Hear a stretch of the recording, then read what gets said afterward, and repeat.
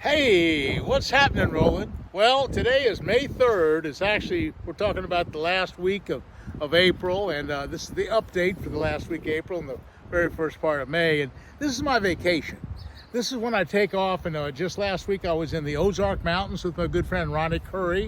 We were hunting and fishing Bull Shoals Lake and Lake of the Ozarks, and I was with Randy Moseley. We did some turkey hunting. We had an excellent week. We caught a lot of bass. We caught both largemouth, smallmouth, and spotted bass on spinner baits, on chatterbaits, on mainly stick worms like the Cinco type of worm.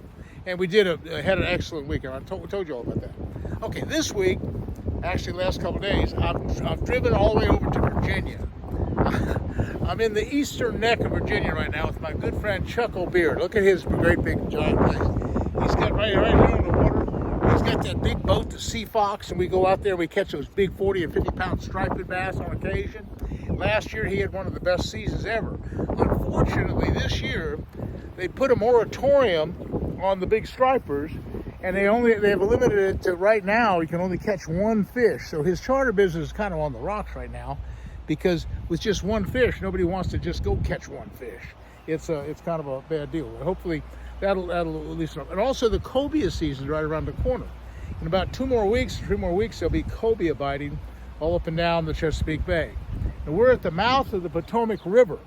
This is right across. Maryland is on the other side. And speaking of Maryland, last week I was up in Maryland. It was so funny just a couple days ago, and I was with a really good friend.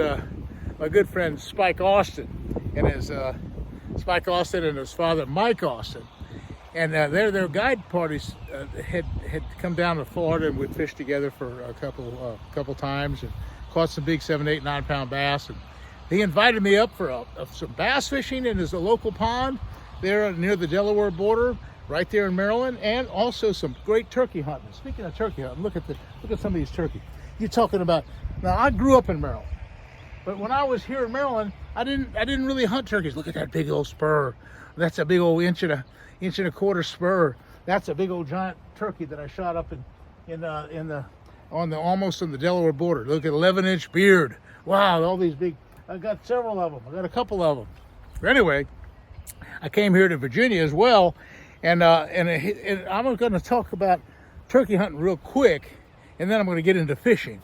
And came in here yesterday, and Chuck O'Beard and we went turkey hunting, and I tagged a nice one here in Virginia as well. So I've had a phenomenal season. This is my time away from home. I go to the Ozark Mountains and I turkey hunt for about 2 weeks, and then I get back on the headwaters and I do all my guide work. So that's all coming up soon. But for right now, I'll explain a little bit about how we caught the fish on the ponds there at Mike Austin's place in the very Delaware border of Maryland. One of the big lures, of course, is the chatterbait. And I've told you many times, this is an easy lure to fish. Now, basically, I like the 30-pound braid because it's so sensitive. And in that particular lake that we had at Mike's place, there was a lot of what they call blue-green algae. And the blue-green algae kind of messes everything up. If you let the lure sink, if you do a slow retrieve or let it sink to the bottom, you'll get a big glob of blue-green algae. So you have to look for open water, at least in those ponds, and you have to kind of run the chatterbait a little bit high, almost as a surface lure. And speaking of surface lures, I did take a surface lure. I took a topwater, actually a devil's horse, one of my favorites. You know, I've used devil horses forever, and the devil horse was really a prime deal. That was just working it slow in the open areas. There's some lily pads in there, and some rushes and grass at about a foot and a half of water. Now, but here was the big deal, and this is so indicative of a real shallow pond that's full of blue-green algae. How do you fish it? Well, let me just tell you how I fish it. You take a stick worm like this one. This happens to be a blue and black one, and I got it on a 20-pound braid. This is a spinning rod. This is one of my favorite spinning rods, and it's just a perfect combination. A beautiful tight drag. Now, unfortunately, we didn't catch any big fish in Maryland. A lot of pound and a half fish, but we caught a lot of them. Now, here's the deal. When you rig it up like this, just straight with no weight, that will keep it on top. And what I had to do to catch those fish, and it was really, really kind of easy, on the edge of the lily pads and also on the edge of the sage grass, I just make a cast and hold my rod high, and just kind of twitch it along. It would just be a few inches under the water. It wasn't down in that blue-green algae, and it wasn't getting all mucked up. And when it would get all mucky with the algae, they won't bite it. So you have to kind of keep your worm free of the blue-green algae. A little teeny bit of it, maybe they'll hit it, but you can't use much of it. Now, the other thing that I did, I tried a little bit of this.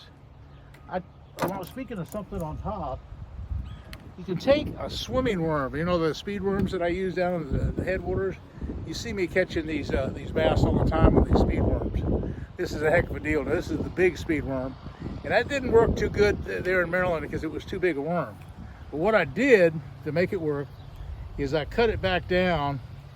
I just cut about 3 inches off of it like this. I cut about that much of it off, and I put this on like this, and I came through it a half an inch, just the regular Texas style, and now I have a kind of a short speed worm, a little bit fat, but anyway, I just again right on the surface, and the speed worm, hey, that tail, if I could show you, I can't really show you right now, but the tail just vibrates, and you just hold your rod high and just reel it, and you can pause it a second, but you don't want to let it sink down to that blue-green algae. That was the big problem.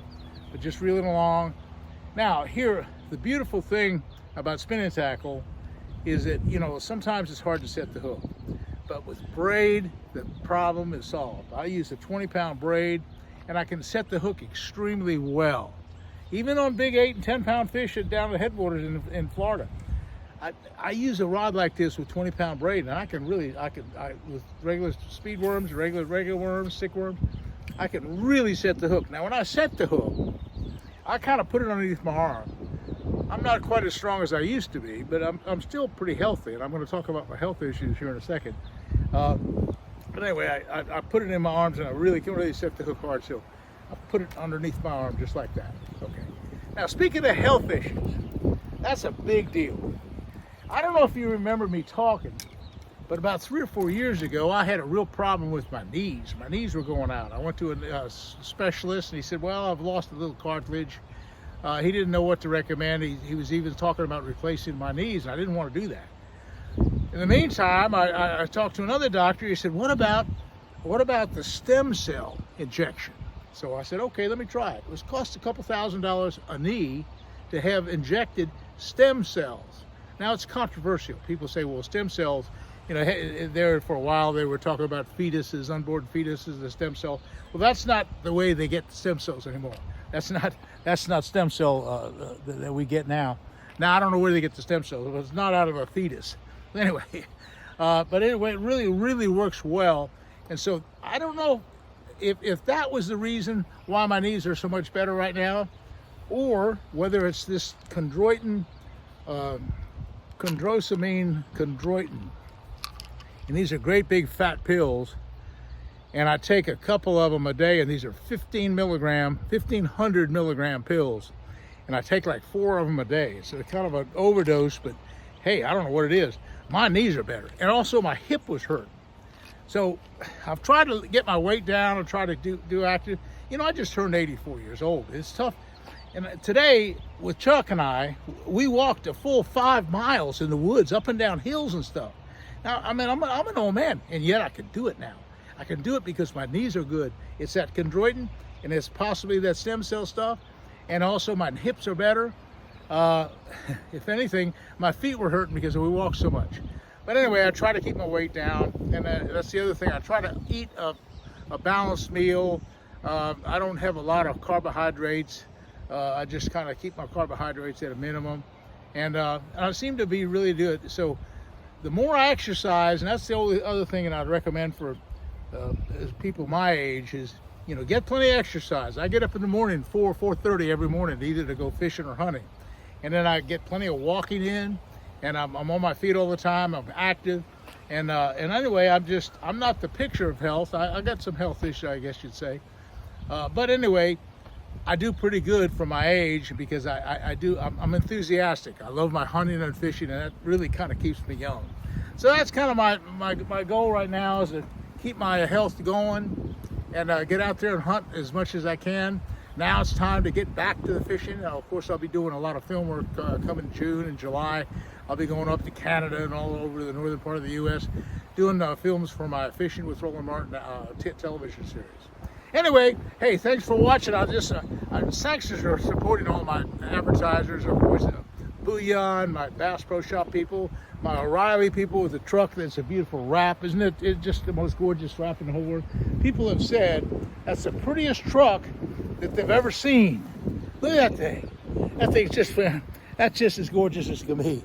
Anyway, folks, my people at Bass Pro Shop, they're my main supporters. Of course, without Bass Pro Shop, I couldn't have any of this. But I'm so grateful for the great advertisers I have, and the Spike It Corporation and the Frog Dog Corporation. I just have great people. So thanks for watching. Hey, listen, if you would hit that likes button, please. I need your support. We'll see you again soon.